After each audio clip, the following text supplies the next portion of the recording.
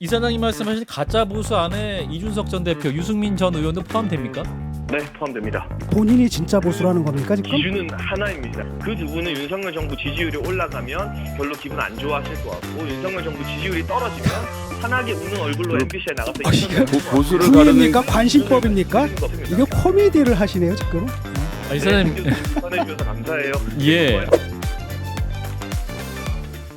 청년 최고위원 출마 선언을 한 분을 만나보도록 하겠습니다. 장해찬 청년재단 이사장이 연결되어 있습니다. 이사장님 나와 계시죠?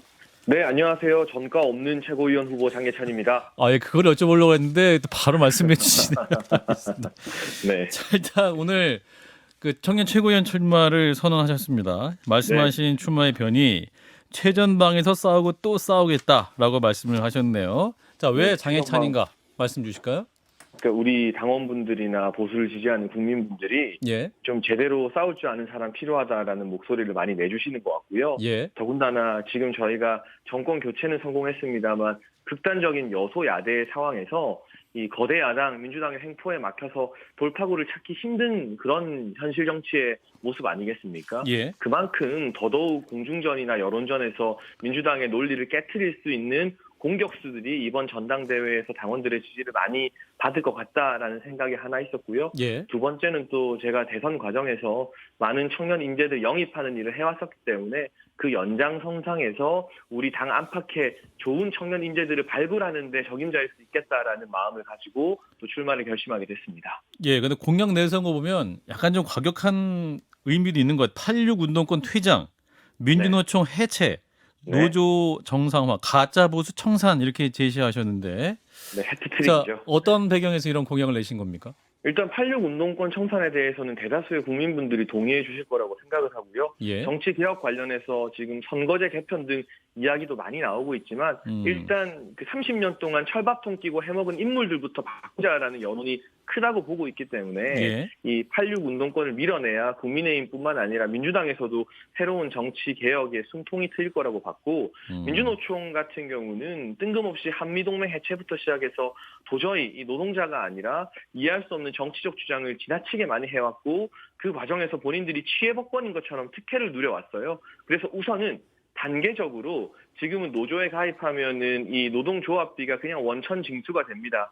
가입하고 싶지 않아도 눈치 보고 민노총이 마음에 안 들어도 탈퇴하기 힘든 노동자들, 젊은 사람들이 참 많더라고요. 예, 그래서 그것부터 원천 징수가 아니라 선택 납부 제도로 바꾸는 현실적인 대안까지 준비했습니다. 그냥 무조건 막무가내로 해체하자고 하는 것은 아니고요. 또 이번에 서울교통공사 파업을 막는 데 일조했던 MG노조 같은 새로운 노조와는 당연히 적극적으로 대화해야 되고 뭐 가짜 보수 이 부분에 대해서는 해석이 분분하지만 어느 사람이 대통령이 되었건 이게 예. 보수 정당에서 배출된 대통령이라면 그 대통령의 성공을 위해서 헌신하는 자세가 모두에게 필요하다. 이 점을 좀 강조하고 싶었습니다. 예. 근데 좀 언어가 너무 강한 표현이 많아가지고요. 이를테면 이제 대통령이 노동개혁도 말씀을 하시지만 그 노동개혁 하려면 일단은 해체라보다는 노사 간의 대화도 해야 되고 노사전끼리 타협도 해야 되는 상황인데 이렇게 어떤 해체라든가 청산 이런 단어를 쓰신다면 과연 이 당의 모습은 어떨 것인데 우려를 하신 분도 있을 것 같습니다. 이거 뭐 거의 뭐 나치 수준의 용어처럼 들리거든요. 아, 진 교수님 반갑네요. 네. 민주노총 해체라든지 노동조합은 말이죠. 헌법에 보장하는 권리인데 이런 반헌법적인 내용을 갖다가 공약으로 내걸고, 그러니까 선동을 좀 하는 거잖아요. 젊은 세대들을. 근데 이런 네, 식의 예. 어법이 과연 정치인의 어법으로 적절한가? 저는 상당히 문제의식을 느낍니다. 여기에 대해서. 예, 답변 주신다면? 저는 거시적인 목표와 함께 아까 말씀드린 이 노조비 원천 징수제 변경 같은 네. 단계적인 해결책도 제시를 했고요.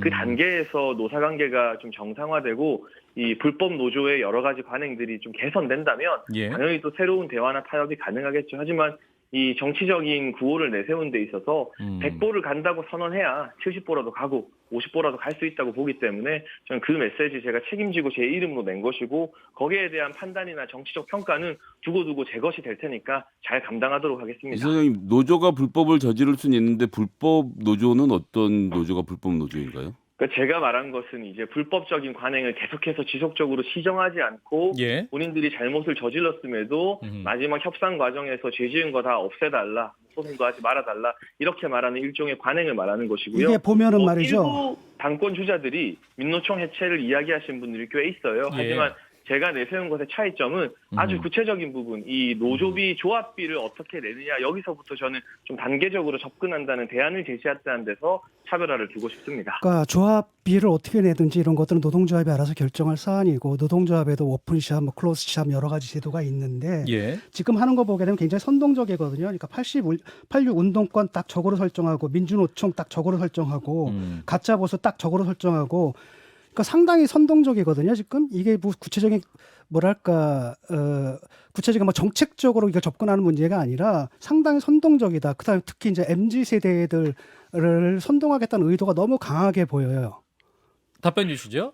근데 일단은 포스코 같은 경우만 봐도 그 민노총에서 탈퇴하려고 했는데 그게 결과적으로 막히고 이 민노총 탈퇴 의사를 보였던 대의원들을 민노총에서 일방적으로 제명하면서 실제 조합원들의 의사와 무관하게 민노총에 계속 강제로 묶어두는 현상이 발생하고 있잖아요. 그런 네. 걸 좀 풀어둘 필요가 있다. 그리고 화물연대 파업에서도 드러났지만 특히 젊은 세대를 중심으로 민노총이나 또 정치에서는 이 86 운동권 같은 이미 기득권이 되었음에도 불구하고 본인들을 여전히 약자, 피해자라고 생각하는 이 기성정치권이나 기성운동권에 대해서 염증을 느끼고 있기 때문에 그 노조가 그러한 부분을 누군가는 대변해줘야 된다고 그 생각합니다. 노조가 탈퇴하는데도 다 법적 절차가 있거든요. 탈퇴를 못한 건 그 법적 절차가 미달했기 때문에 탈퇴를 못한 거거든요. 알겠습니다. 노조 얘기는 여기까지 하고요, 이사장님. 대의원들을 강제로 제명하고 추출하면 안 되죠. 예, 여기까지 하고요. 자, 이제 그 가짜 보수 청사 말씀하셨는데 그 이사장님 말씀하신 가짜 보수 안에 이준석 전 대표, 유승민 전 의원도 포함됩니까? 네, 포함됩니다. 아, 그분들이 가짜 보수입니까? 그러니까 본인이 진짜 보수라는 겁니까 지금? 기준은 하나입니다. 윤석열 정부에 대해서 쓴소리도 할 수 있고 비판도 할 수 있죠. 예. 그런데 윤석열 정부가 지지율이 올라갔을 때 진심으로 기뻐하면 그 쓴소리와 그 애정어린 비판에 대해서 정당성이 부여되는 것이고 우리 국민과 당원들이 그래도 저 쓴소리 할 만했다라고 생각할 텐데요. 예. 뭐 저의 추측이고 그 두 분이 반론하실지 모르겠지만 그 두 분은 윤석열 정부 지지율이 올라가면 별로 기분 안 좋아하실 것 같고 윤석열 정부 지지율이 떨어지면 환하게 웃는 얼굴로 MBC에 나가서 보수를 가르는 부입니까? 관심법입니까? 겁니다. 아니, 그러니까 부예요? 관심법이에요 아니, 지금? 보수를 가르는 기준이 윤석열 정부에 대한 지지도와 연결되어 있다는 말씀이시면 듣도록 하겠습니다. 이거 코미디를 하시네요 지금. 아, 이사장님. 비판해 주셔서 감사해요. 예. 아니, 그러니까 지금 논란이 된다고 생각하시는 분 뭐냐면, 그러니까 이제 윤석열 대통령을 반대하고 강하게 비판을 하면 이게 가짜 보수냐 이런 논쟁까지 있을 수 있을 것 같아서요. 강하게 비판하느냐가 아니라 예. 그 기저의 진정성 어린 애정, 정부 성공에 대한 진심이 깔려 있느냐의 문제인데요. 예. 그 부분은 저뿐만이 아니라 적어도 제가 내세운 그러니까 바꿔 말하면 슬로건을 윤석열 정부의 이해해 주시는 성공을 진심으로 여기지 않으면 가짜 보수다라고 이 말씀을 하시는. 아니 윤석열 정부가 보수 자체는 아니지 않습니까? 우리 보수 정부에서 예. 이명박 정부 때 이 친박들과의 어떤 마찰, 또 이 박근혜 정부 때 비박들과의 마찰, 예. 그러니까 그 두 명의 전직 대통령이 잘한 부분, 못한 부분을 떠나서 예. 유승민 전 의원의 예스맨 때문에 망했다는 주장과는 다르게 예. 한 번도 제대로 된 당정일체를 가져본 적이 그 10년 동안 없었습니다. 아니, 그래서 저는 지금 같은 네. 극단적 여소야대 상황일수록 그러한 당정일체의 어떤 국정 운영 과정을 적어도 한 번은 국민과 당원들께 보여드릴 필요가 있다는 말씀을 드리는 것이고요. 예. 거기에 대해서 동의하는 분들이 저 개인적으로는 상당히 많이 있다고 느낍니다. 용어는 가짜 친윤청산 정도 하시면 어떨까? 예, 보수라 그러면 보수가 듣기 불편하실 것 예. 같아서. 네. 그래서 지금 이제 인 제가 알아서 할게요. 알겠습니다. 자, 이사장님 그리고 이제 오늘 유승민 전 의원과 이준석 전 대표를 향해서 가까운 분들로 꼭 후보를 내달라 이렇게 말씀하셨어요. 그러니까 최고위원 후보들로 말씀하신 겁니까? 그럼 이게? 뭐 일단 청년 최고위원 후보군에서도 아직까지 이제 출마 선언한 분이 저 외에는 없는데요. 예, 뭐 예. 하마평에 오르는 주자들이 있고 고심한다는 언론 보도 제가 봤습니다만 예. 중요한 것은 이제 뭐 유승민 전 의원과 가깝고 또 이준석 전 대표와 정치적인 뜻을 같이 하는 분들 여러 중에 누가 되었건 뭐 후보를 내셔서 제대로 한번 경쟁해봤으면 좋겠습니다. 물론 그분들이 당원 100%룰 불리하다라고 탓하고 안 나오실 수도 있는데요. 예. 이왕이면 그 100만 당원 어떤 표심 나타날지 아무도 예측하지 못한다고 이준석 전 대표가 요즘에 인터뷰에서 많이 말씀하지 않습니까? 예. 그렇다면 자신감을 가지고 나와서 한번 경쟁해보자는 거죠. 예. 물론 러닝메이트제는 아닙니다만 우리 그 장해찬 이사장님과 최고위원 후보자와 같은 뜻을 갖고 있는 당대표 후보자는 누구실까요? 혹시 마음에 갖고 계신 분이 있을까요? 뭐 저는 이 주요 메시지에서 예, 이 예. 보수 정당이 배출한 대통령 성공시키는데 정치 생명 걸겠다. 저도 그렇게 말했고 예. 지금 가장 그 이야기를 강하게 하시는 분은 김기현 전 원내대표인 것 같아요. 그런데 아하. 어떤 인위적인 러닝메이트라기보다는 예. 뜻이 같고 목표가 같으면 자연스럽게 서로 자주 만나게 되고 대화하게 되는 거 아니겠어요? 아하. 그럼 현재까지는 김기현 의원이 가장 그 장해찬 이사장님과 함께 할 수 있는 그러한 분으로 생각하시는 겁니까? 근데 이제 그런 부분에 대해서는 한 예. 사람을 특정해놓고 무조건 이 사람과 간다, 저 사람과 간다라는 것이 아니라 예. 이 메시지의 내용이나 이 진정성을 보고 판단하는 것인데 예. 제가 최근까지 본 바로는 김기현 의원의 이 윤석열 정부 성공에 대한 진심을 많이 느끼고 있다 정도로 가름합니다. 아하. 김장연대가 지금 현재 가장 강력하군요. 뭐 그 부분에 대해서는 당원들이 판단하시는 거고. 네. 알겠습니다. 근데 오늘 나경원 전 의원이 네. 오늘 이제 그 배현진 의원 지역구에 있었던 행사에 나와서 이제 말씀도 있었는데 아직은 출마 의사를 확정해서 하지는 않으신 것 같아요. 나경원 전 의원의 행보는 어떻게 평가하십니까? 일단 우리 당원들이 정말 많이 좋아하는 또 네. 지지하는 정치인이기 때문에 제가 늘 존경하고 존중하는 마음을 가지고 있고요. 예. 다만 제가 아침에 이 기자회견 백블에서도 말씀드렸던 것처럼 예.